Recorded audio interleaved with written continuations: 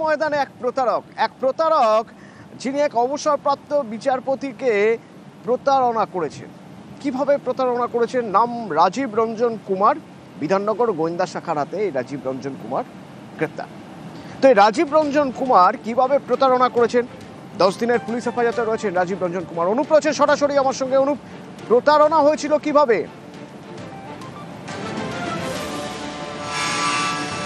তো অবসরপ্রাপ্ত বিচারপতি তাকে মূলত প্রতারণা, সেই ঘটনায় কিন্তু অভিযুক্ত প্রমোটার রাজীব রঞ্জন কুমার তাকে গ্রেপ্তার করেছে বিধাননগর গোয়েন্দা শাখার পুলিশ। গত কিছুদিন আগেই কিন্তু একেবারে বিধাননগর পূর্ব থানায় অবসরপ্রাপ্ত যিনি বিচারপতি তিনি লিখিত অভিযোগ দায়ের করেছিলেন। তাকে কয়েক কোটি টাকা প্রতারণা করেছে। মূলত একটি জমি এবং বাড়ি এই দেখিয়ে কিন্তু ভুয়ো নথি বানিয়ে সই জাল করে এই প্রতারণা চক্র তিনি কিন্তু গোটা চালিয়েছিলেন। এবং এর পরবর্তীতে বিচারপতি যখন জানতে পারে তিনি প্রতারিত হয়েছেন, তারপরেই বিধাননগর পূর্ব থানায় লিখিত অভিযোগ দায়ের করে। সেই অভিযোগের ভিত্তিতে অভিযুক্ত প্রমোটারকে বিহার থেকে গ্রেপ্তার করা হয়েছে। ইতিমধ্যে ট্রানজিট রিমান্ডে তাকে কলকাতায় নিয়ে আসা হয়েছে এবং সেখানে নিয়ে আসার পরে দীর্ঘ যে জিজ্ঞাসাবাদ, সেই জিজ্ঞাসাবাদ হেফাজতে নিয়ে করা হচ্ছে। তার কারণ শুধুমাত্র এই একটা ঘটনা নয়, এছাড়াও কিন্তু আরও একাধিক ঘটনা ঘটেছিল, এমনটাও পুলিশ জানতে পারছে। যে ব্যক্তিকে ইতিমধ্যে গ্রেপ্তার করেছে অভিযুক্ত প্রমোটার রাজীব রঞ্জন কুমার, সেই অভিযুক্ত কিন্তু একেবারে বিহারের একটি রাজনৈতিক দল, সেখানে কিন্তু একেবারে তিনি সেখানে প্রার্থী হওয়ার কথা ছিল। এই সমস্ত তথ্য পুলিশের প্রসঙ্গ আসবো, তবে যার সঙ্গে প্রতারণা করা হয়েছে তার বক্তব্য একবার শোনা যাবে। আমি এই ভদ্রলোককে আগে চিনতাম না, সল্টলেকের প্রমোটার। তা আমাকে একজন দালাল বললো একটা বাড়ি বিক্রি আছে, তা আমিও তখন বাড়ির খোঁজ করছিলাম। তখন এই আমার এই যে এখানে আমি থাকি বিকে ব্লকে সল্টলেকে, সেই বাড়ি আমি ওনার থেকে কিনি। ওর সঙ্গে আমার সখ্যতা গড়ে ওঠে এবং প্রায় বিজনেসের জন্য কিছু টাকা দিতে বলে। আবার আমার ভাই একটা ফ্ল্যাটের জন্য ওকে, ফ্ল্যাট না একটা বাড়ির জন্য ওকে টাকা দেয়, সেখানেও তাকে প্রতারণা করে, সে টাকা আর ফেরত দেয় না।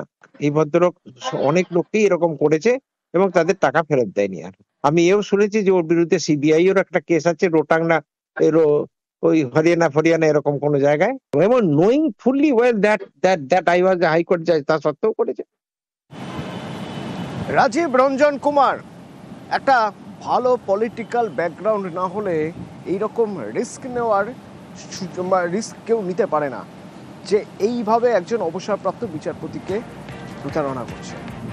আছে ব্যাকগ্রাউন্ড, আছে পলিটিক্যাল ব্যাকগ্রাউন্ড, জানার চেষ্টা করবো। বিহার থেকে আমার সঙ্গে মুকেশ কুমার রয়েছেন।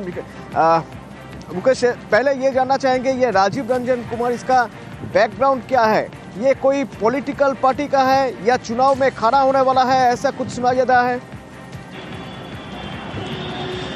जी, सबसे पहले मैं बता दूं, समस्तीपुर जिले के विभूतिपुर थाना क्षेत्र के टबका गांव के ये रहने वाले हैं और ये पहले इनका पूरा बैकग्राउंड किसान परिवार के रूप में, इनके पिता किसान थे और किसान परिवार से आते थे। इनका अपना व्यवसाय बिल्डर का है और प्रॉपर्टी डीलिंग का व्यवसाय है, जो पश्चिम बंगाल, बिहार के पटना और दिल्ली में चलता है।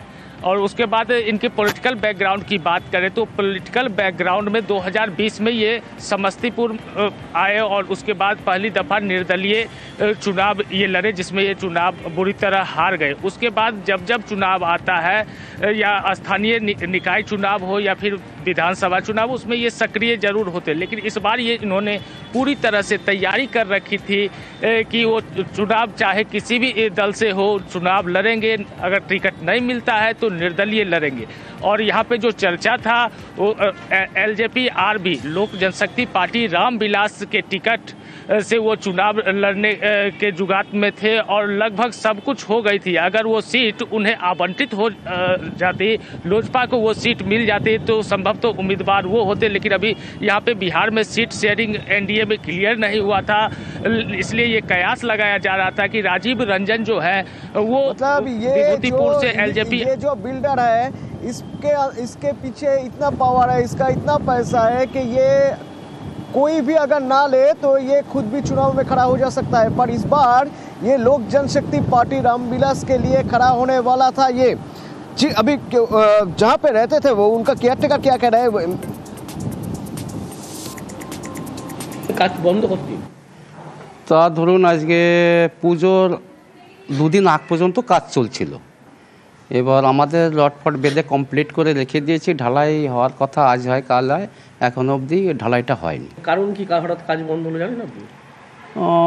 ওই বিষয়ে আমি কিছু বলতে পারবো না, কেননা আমি এখানে সিম্পলি একটু কাজই করি, আর ওই ভিতরের খবর কিসের জন্য বন্ধ, কি ব্যাপার। আমি এর মধ্যে যোগাযোগ করেছিলাম কোম্পানির সুপারভাইজারকে, উনি বলল 7-8 তারিখে আমাকে বলছিল হওয়ার সম্ভাবনা আছে, এটাই আমি জানি। আর আপনাকে কি এখানে কাজে রেখেছে রাজীব রঞ্জন কুমার, কিন্তু কি আসতেন এখানে? হ্যাঁ, উনি আগে মাঝে মধ্যে আসতো, দীর্ঘ 1 মাস মতন হচ্ছে এখানে আসেন না। বিহারের কোনো কিছু উনি ঘটে বা কোনো এরকম কিছু বলছেন? এটা শোনা কথা, কি বলেন তো, আমি শুনছিলাম যে উনি বিহারে নাকি ইলেকশন লড়ছে, ইলেকশনে দাঁড়াবে। কোন পার্টি কাজ জানেন? এই সব কিছু জানি না। লড়ছেন শুধু জানতেন? এইটাই জানতাম। এখন কি কাজ তাহলে বন্ধ? এখন বন্ধ আছে। কেউ আসছে না কোম্পানির? এখন তো কেউ আসে না। তৃণমূল নেতা অরূপ চক্রবর্তী আমার সঙ্গে ফোনে রয়েছেন এই মুহূর্তে। বিহারের ভোট মানে সে একটা বলা হয় এমন এক ভোট যে ভোটের পর নাকি সব পাশা বদল হয়ে সরকার গঠনের প্ল্যান হয়। তো সেই ভোটে দাঁড়াচ্ছেন যিনি, তাও কাদের হয়ে না, লোক জনশক্তি পার্টি রামবিলাসের হয়ে যিনি দাঁড়াবেন, এবারে নমিনেশন ফাইল করবেন, তিনি প্রতারণা করেছেন কাকে না, প্রতারণা করেছেন একজন অবসরপ্রাপ্ত বিচারপতিকে, যার জন্য এখন তাকে বিধাননগর গোয়েন্দা শাখা 10 দিনের জন্য পুলিশ হেফাজতে পাঠিয়েছে। কিভাবে দেখছেন আপনি?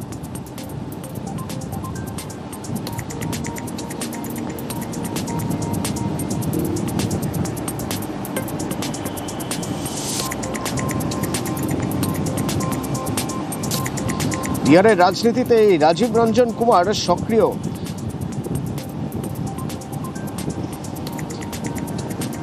অরূপ চক্রবর্তী রয়েছে আমার সঙ্গে ফোনে, তৃণমূল নেতা, একজন যিনি এলজেপি অর্থাৎ লোক জনশক্তি পার্টি রামবিলাসের হয়ে লড়াই করবেন এবারের ভোটে বলে ঠিক করেছে। তিনি আপাতত বিধাননগর গোয়েন্দা শাখার হাতে ধৃত, 10 দিনের জন্য তার জেল হেফাজত হয়েছে। তো কেন না এই পুলিশ হেফাজত হয়েছে? তার কারণ তিনি একজন অবসরপ্রাপ্ত বিচারপতির কাছ থেকে তাকে প্রতারণা করে তার কাছ থেকে টাকা সরিয়েছেন। কিভাবে দেখছেন আপনি? দেখুন, প্রথম কথা, এটা বিধাননগর কমিশনারকে ধন্যবাদ জানাই যে এই ধরনের প্রতারণার মামলায় সাথে সাথে ইনফরমেশন ইনপুট আসা মাত্র তারা ব্যবস্থা নিয়েছে, কারণ পশ্চিমবঙ্গে আইনের শাসন চলে। আর বিহারের ক্ষেত্রে এটা আজকে খুব ন্যাচারাল। যারা গোটা বিহারের মানুষের সাথে ভোট প্রতারণার প্রস্তুতি নিয়ে রেখে 65 লাখ মানুষের নাম বাদ দিয়ে দিয়েছে, সেখানে একজন প্রার্থী হতে যাওয়া ব্যক্তি সে যে প্রতারণা করবে, এটা আমরা অন্তত আশ্চর্য হচ্ছি না।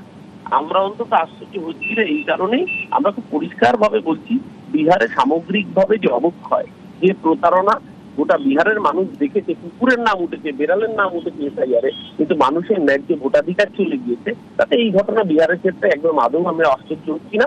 বরং ধন্যবাদ কলকাতা প্রশাসনকে, পশ্চিমবঙ্গ পুলিশকে, বিধাননগর কমিশনারেটকে যে তারা খবর আসা মাত্র তারা এই বিষয়ে গ্রেফতার করেছে। ধন্যবাদ।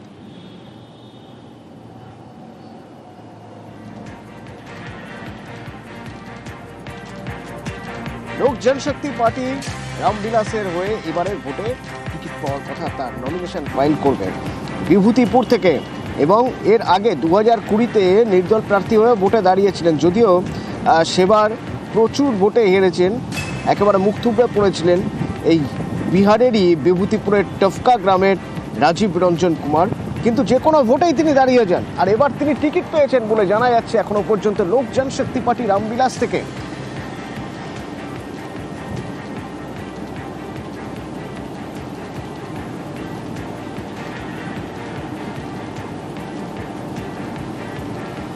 বিহারের ভোটে, বিধানসভা ভোটে যিনি বিধায়ক হওয়ার জন্য ভোটে দাঁড়াচ্ছেন, তাকে পাওয়া যাচ্ছে এই রাজ্যে তিনি অবসরপ্রাপ্ত বিচারপতির সঙ্গে প্রতারণা করেছেন বলে 10 দিনের পুলিশ হেফাজতটা। দেবজিৎ সরকার আমার সঙ্গে ফোনে রয়েছেন। দেবজিৎ দা, একজন পলিটিশিয়ান অনেক দিন ধরে নিজে থেকে নির্দল লড়ার চেষ্টা করেছে বিভিন্ন রাজনৈতিক দলের হয়ে, এবার নাকি লোক জনশক্তি পার্টি রামবিলাসের হয়ে টিকিট পাচ্ছেন বিভূতিপুর থেকে। তাকে গ্রেপ্তার করা হয়েছে আর্থিক প্রতারণার অভিযোগে নিউ টাউন থেকে। কিভাবে দেখছেন আপনি? রাজ্যে তো আইনের শাসন থাকা উচিত। যারা আইনের শাসন আছেন বলে এখন উদ্যোগ চিৎকার করছেন, তাদের প্রশ্ন করুন যে এর আগে যদি সিবিআই না তদন্ত করতে, যদি হাইকোর্ট না অর্ডার দিত, তাহলে এই ধরনের প্রতারণা যারা করে সেই পার্থবাবু কি ধরা করতেন? এই যে আজকে যার বাড়িতে ইডি তদন্ত হচ্ছে তার নাম কি ইডি জানতে পারতেন? কেন যারা কিনা পাঁচিলের উপরে উঠতে মাঝে মাঝে মোবাইল ফোন ছুঁড়ে খালে ফেলছেন, তাদের কি কেউ চিনতে পারতেন? এই আইনের শাসন যদি দেবজিৎ, একটা প্রশ্ন ছিল প্রার্থী বাছাইয়ের ক্ষেত্রে কি তাহলে আরো সচেতন হওয়া উচিত এনডিএ বিহারে? হ্যালো, বিহারে এনডিএর প্রার্থী বাছাইয়ের ক্ষেত্রে কি আরো সচেতন হওয়া উচিত? কারণ এমন একজনকে প্রার্থী করে দিচ্ছিল লোক জনশক্তি পার্টি, যে আর্থিক প্রতারণার দেয় এখন জেলে, মানে পুলিশ হেফাজতে। সাজা পাবেন। এনডিএর কোন দল এখনো পর্যন্ত খবর নেই যে আমরা সবাই চোর, মানে এই গ্রেপ্তারির প্রতিবাদে রাস্তায় নেমেছে। মনে পড়ে আমরা সবাই চোরের সেই মিছিলটা, তাতে তো একটু আগে যিনি মুখপাত্র বক্তব্য রাখলেন তিনিও সেই মিছিলে সামিল ছিলেন। তিনি যতদূর জানেন তিনি চোর নন, কিন্তু তিনিও আমরা সবাই চোর মিছিলে সামিল ছিলেন। কেন ছিলেন তিনি ভালো বলতে পারবেন। এটাই তো ধন্যবাদ। সব থেকে